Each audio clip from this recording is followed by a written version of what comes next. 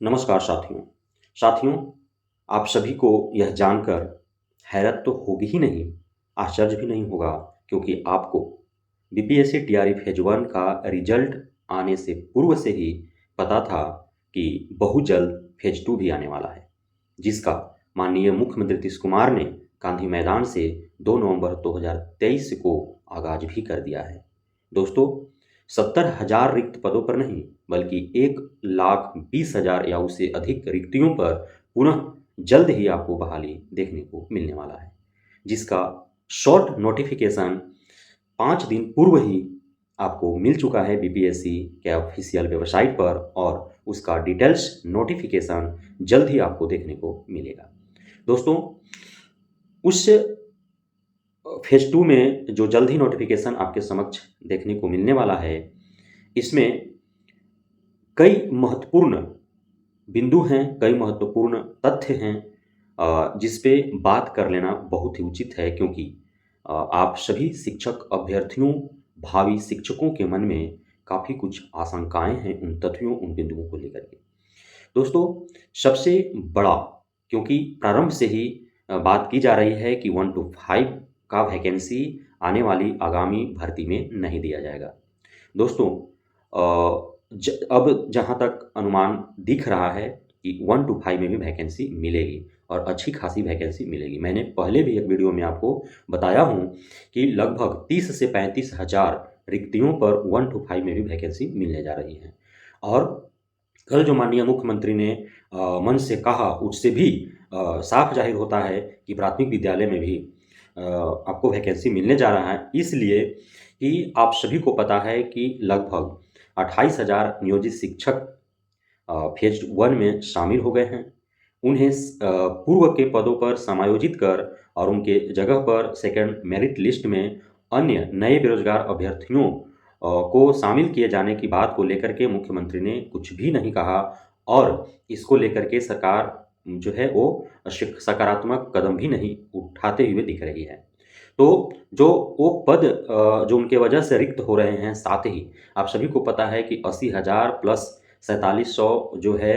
आपका दिव्यांग साथियों और जो है फ्रीडम फाइटर के परिवार के लोगों के लिए जो रखा गया था, तो वो 15,000 जो है वो इसमें जुड़ेंगे, यानी कि कुल लगभग 30,000 प्लस जो है वो प्राथमिक में जो आपको है वैकेंसी देखने को मिल सकती है। ये अनुमानित जो है हम अनुभव के आधार पर और जो अब तक सरकार का या फिर शिक्षा विभाग का जो स्टैंड रहा है उसके आधार पर मैं बता रहा हूँ, दावे के साथ मैं नहीं कह रहा हूँ। 6 to 8 में 32,000 वैकेंसी देखने को मिल रहे हैं। 9, 10, 11, 12 की जो बात किया जाए तो उसमें जो आपको 18-19,000 जो रिक्तियाँ देखने को मिल रही है, उसमें भी जो है काफ़ी इजाफे होने की उम्मीदें हैं, क्योंकि मुख्यमंत्री जी ने कहा कि फेज 1 से जो रिक्तियाँ शेष रह गई हैं वो उसे जोड़ करके जो है फेज 2 में रिक्तियाँ दी जाए। तो कुल मिलाकर के 1 से लेकर के 12 तक अच्छी खासी रिक्तियाँ जो है देखने को मिलने वाली है। यदि नियोजित शिक्षकों को लेकर के बात की जाए कि जिस प्रकार फेज 1 में नियोजित शिक्षकों को भी आवेदन का अवसर प्राप्त हुआ, फेज 2 में भी आवेदन के अवसर प्राप्त होंगे अथवा नहीं, तो इस पे भी असमंजस बना हुआ है। लेकिन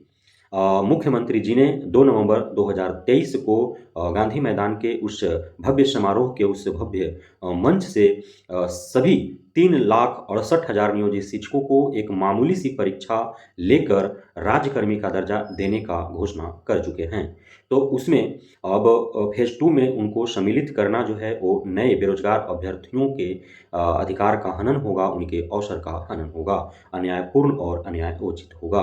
तो नैतिकता के आधार पर तो अब नियोजित शिक्षक फेज 2 में सम्मिलित नहीं होंगे, लेकिन नोटिफिकेशन में उसको लेकर के क्या कुछ बातें आती हैं, डिटेल्स नोटिफिकेशन आपके समक्ष कुछ ही दिनों में देखने को मिलेगा, तो उससे सब कुछ क्लियर हो जाएगा। दोस्तों, उसके बाद जो है प्रत्येक वर्गवार हम देखें कि 1 to 5 में योग्यता, पात्रता और उम्र सीमा का होगा, 6 to 8 में क्या होगा, 9, 10, 11, 12 में क्या होगा, तो उस पर हम बात कर लेते हैं। तो 1 to 5 के लिए पात्रता आप सभी को पता है कि सीटेट पेपर 1 क्वालिफाई होना चाहिए, और मिनिमम जो क्वालिफिकेशन उसका होना चाहिए इंटरमीडिएट प्लस DLED, उसमें जो है बीएड शामिल नहीं होंगे।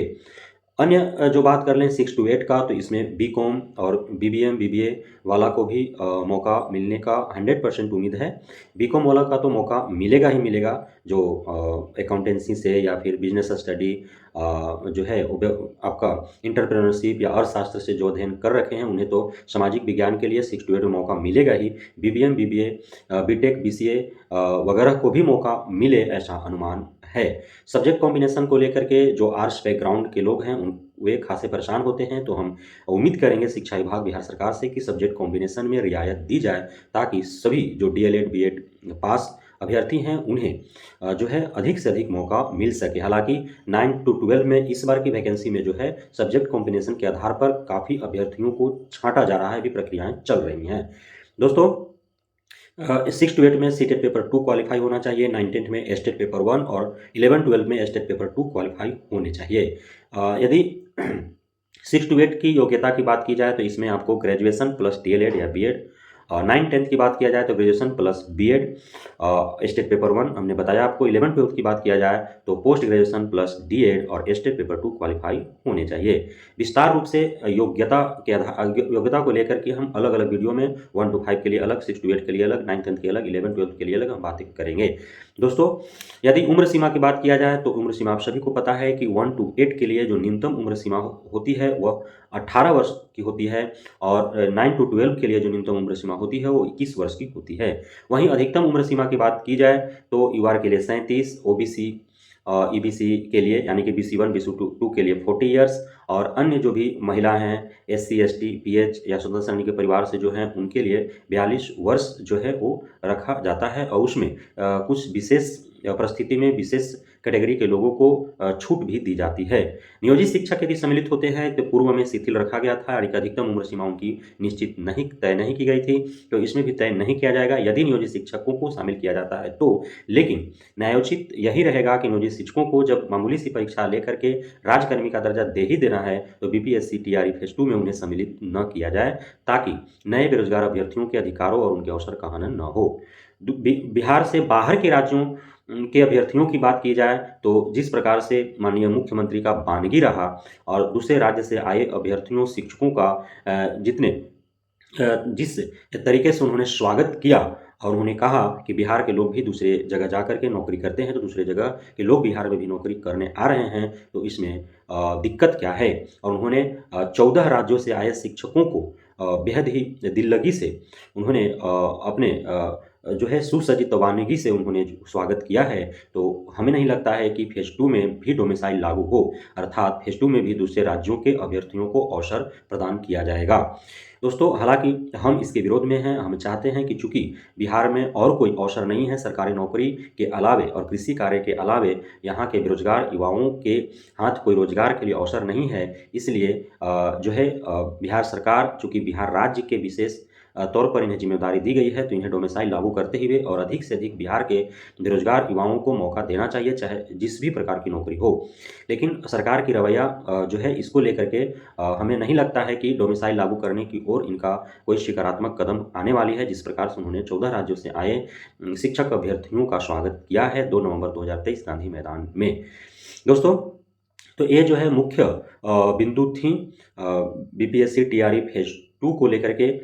जिस पे हमने चाहा कि आपसे चर्चा कर लें। अब नोटिफिकेशन आने तक का इंतजार करें, डिटेल्स नोटिफिकेशन दिए जाएंगे तो सारे असमंजस दूर हो जाएंगे। बहुत जल्द ही जो है डिटेल्स नोटिफिकेशन आपको मिलने वाली है, लेकिन कुछ तथ्यों को लेकर के शिक्षा विभाग और बीपीएससी आयोग के मध्य बातचीत जारी है। नियोजित शिक्षकों को इसमें सम्मिलित किया जाए अथवा नहीं। पूर्व का जो पद है 1 टू 5 में जो नियोजित शिक्षक सम्मिलित हुए हैं उनके उस आधार पर जो रिक्तियां आई हैं उसे जो है नेक्स्ट फेज 2 में जोड़ा जाए अथवा नहीं। जो कमियां रह गई हैं जिसके वजह से अनियमितताएं और गड़बड़ियां देखने को मिली है और इतने बवाल हुए हैं, उन सारे जो है कमियों को दूर करते हुए और जो है पूरा जो है फैक्चुअल तथ्य के साथ जो है वो डिटेल्स नोटिफिकेशन जारी करने को लेकर के कटिबद्ध है बीपीएससी आयोग। क्योंकि पूर्व में आपने देखा कि किस प्रकार से जो है प्रत्येक दिन कुछ न कुछ जो है चेंजेस लाने पड़े, जिसकी वजह से अभ्यर्थियों को काफ़ी मुश्किलों का सामना करना पड़ा। जब से नोटिफ़िकेशन आया उसके बाद से कोई ऐसा हफ्ता नहीं था जिसमें 1-2 चेंजेस न किए जाने पड़े हों। तो उन सारे को समाहित कर एक ही बार में डिटेल्स नोटिफ़िकेशन देने का प्रयास बीपीएससी आयोग कर रही है। इस वजह से विलंब भी हो, लेकिन सब कुछ स्पष्ट कुछ ही दिनों में हो जाएगा। यदि अपीयरिंग को लेकर के बात किया जाए तो इसमें जहाँ तक उम्मीद है कि अपीयरिंग को मौका नहीं मिलने वाला है, चाहे अपीयरिंग बीएड हो, चाहे अपीयरिंग डीएलएड हो, चाहे अपीयरिंग सीटेट में जो है वो शामिल होने वाले अभ्यर्थीगण हों, तो अपीयरिंगों को मौका नहीं मिलने का ज़्यादा उम्मीद है, क्योंकि फेज़ 1 में अपीयरिंग को मौका देने की वजह से बहुत जो है झेलना पड़ा बीपीएससी आयोग और शिक्षा विभाग को। उसके वजह से जो है मेरिट लिस्ट बनाने में भी काफ़ी मुश्किलों का सामना करना पड़ा। इस वजह से जो है अपीयरिंग को मौका शायद न मिले, ऐसा काफ़ी हद तक उम्मीद है। प्रश्न पत्र की बात किया जाए तो प्रश्न पत्र तो कठिन रहेंगे ही, क्योंकि 6 टू 8 में आप देख पाएँगे कि डीएलएड और बीएड दोनों के साथीगण जो है वो सम्मिलित होंगे, तो कॉम्पिटिशन टफ होगा। हालाँकि अपीयरिंग को मौका न मिलने के कारण 6 टू 12 में चूँकि एस्टेट जो है वो सितंबर में हो चुका है, तो हर जगह लगभग जो है आपको 6 टू 8 में लगभग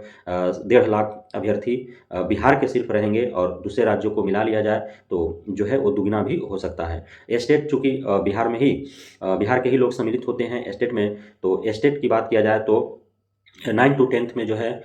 उससे अधिक जो है 11-12th में लोग 11-12th में 2 लाख के आसपास जो है स्टेट पेपर 2 क्वालिफाई हैं। 9-10th की बात किया जाए तो वहाँ भी लगभग 1.5 लाख के आसपास स्टेट क्वालिफाई हैं। तो 6 टू 8 में जो है बहुत अधिक